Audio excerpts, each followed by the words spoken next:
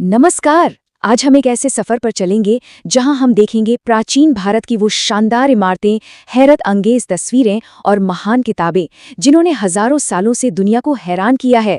तो तैयार हैं? चलिए समय में पीछे चलते हैं और इन अजूबों के रहस्यों से पर्दा उठाते हैं। हमारी कहानी की शुरुआत होती है एक अकेली पर बहुत ही अद्भुत चीज से। ये है दिल्ली का लौह स्तंभ।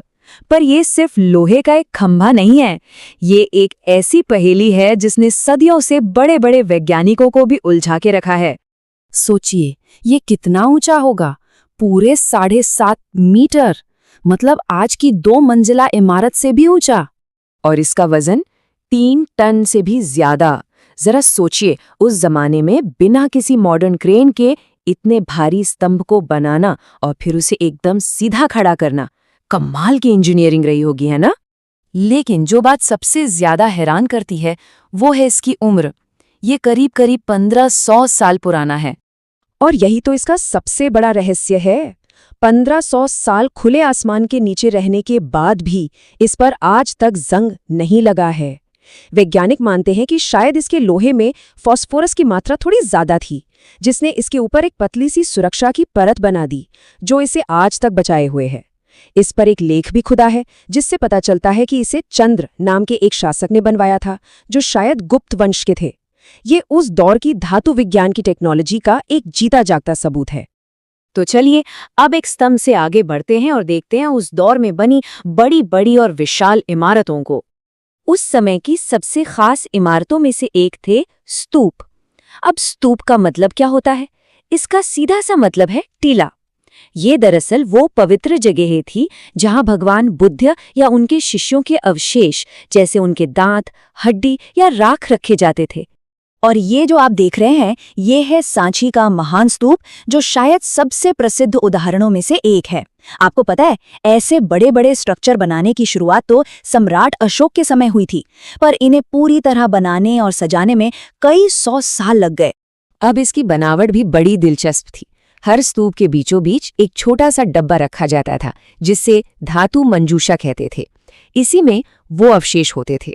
इसके चारों तरफ परिक्रमा करने के लिए एक गोल रास्ता होता था, जिसे प्रदक्षिणा पथ कहते हैं, और इस पूरे रास्ते को एक रेलिंग से घेर दिया जाता था, जिसे वेदिका कहा जाता था। स्तूपों के अलावा इसी दौर में बड़े बड़े और भव्य मंदिर भी बनने शुरू हो गए थे। और यहाँ हमें मंदिर बनाने के 2 बिल्कुल अलग पर उतने ही शानदार तरीके देखने को मिलते हैं। ये 2 बिल्कुल अलग अलग टेक्निक्स थी। एक तरफ भीतर गांव जैसे मंदिर हैं, जिन्हें एक एक ईंट जोड़कर नीचे से ऊपर की तरफ बनाया गया, और दूसरी तरफ महाबलीपुरम के ये मंदिर हैं। इन्हें एक ही बहुत बड़ी चट्टान को ऊपर से नीचे की तरफ तराशकर बनाया गया है। सोचिए, एक ही पत्थर से पूरा का पूरा मंदिर। ये उस समय की इंजीनियरिंग और कला का कितना जबरदस्त नमूना है। तो सवाल उठता है कि ये सब शानदार इमारतें बनाता कौन था? क्या सिर्फ राजा रानी? नहीं। हाँ, वो योजना बनाते थे, पैसा लगाते थे, लेकिन इन इमारतों को सजाने संवारने में व्यापारियों, किसानों, माला बनाने वालों, इत्र बनाने वालों, यहाँ तक कि हाथी दांत के कारीगरों के ग्रुप्स ने भी अपना पैसा और मेहनत लगाई थी। ये एक तरह का सबका मिला जुला प्रयास था। तो चलिए अब इन बड़ी बड़ी इमारतों के अंदर चलते हैं और देखते हैं कि कैसे कला ने अंधेरी गुफाओं को भी जिंदा कर दिया था। ये जो आप देख रहे हैं, ये है अजंता की गुफाओं के अंदर की एक तस्वीर। यहाँ पहाड़ों को काटकर सैकड़ों सालों में कई गुफाएं बनाई गई। और ये सिर्फ आर्ट गैलरी नहीं थी, ये बौद्ध भिक्षुओं के रहने के लिए मठ यानी विहार और प्रार्थना करने के लिए चैत्य थे। और इन्हें ऐसी ही अद्भुत पेंटिंग से सजाया गया था। इन पेंटिंग्स के बारे में कुछ बातें तो आपको हैरान कर देंगी। पहली, इन्हें गुफाओं के घने अंधेरे में सिर्फ मशालों की रोशनी में बनाया गया था। दूसरी, इनके रंग जो पौधों और खनिजों से बने थे, वो 1500 साल बाद भी इतने ही चमकीले और जिंदा लगते हैं।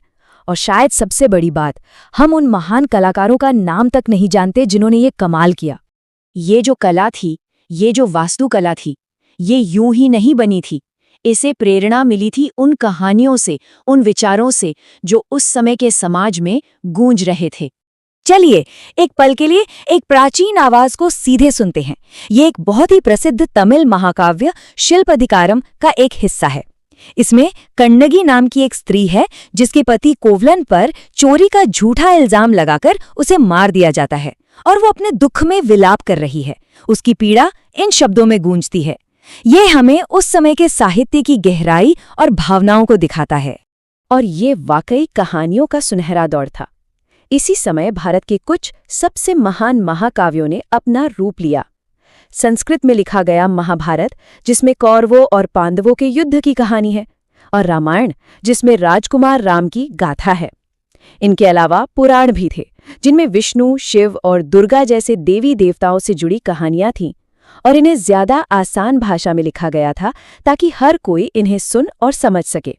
सिर्फ महाकाव्य ही नहीं, आम लोगों में भी कहानियां बहुत लोकप्रिय थीं, जैसे कि जातक कथाएं, जिन्हें भगवान बुद्ध के पिछले जन्मों की कहानियां माना जाता है। ये जो नक्काशी आप देख रहे हैं, ये बंदरों के राजा की कहानी दिखाती है, जिसने अपने 80,000 साथियों को बचाने के लिए अपने शरीर से ही नदी पर एक पुल बना दिया था। ऐसी कहानियों को स्तूपों की रेलिंग्स और दरवाजों पर उकेरा जाता था, ताकि हर आने जाने वाला इन्हें देख सके और इनसे कुछ सीख सके।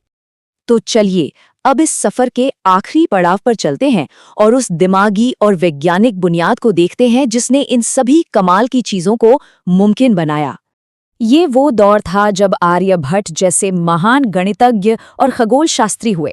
सोचिए, उस जमाने में जब ज्यादातर दुनिया मानती थी कि सूरज धरती के चक्कर लगाता है, उन्होंने अपनी किताब आर्यभट्टियम में लिखा कि दिन और रात पृथ्वी के अपनी धुरी पर घूमने से होते हैं।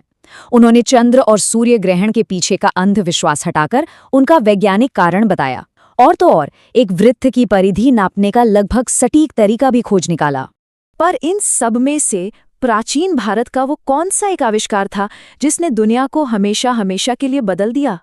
शून्य। जी हाँ, 0। भारत के गणितज्ञों ने गिनती के लिए इस नए निशान का आविष्कार किया था।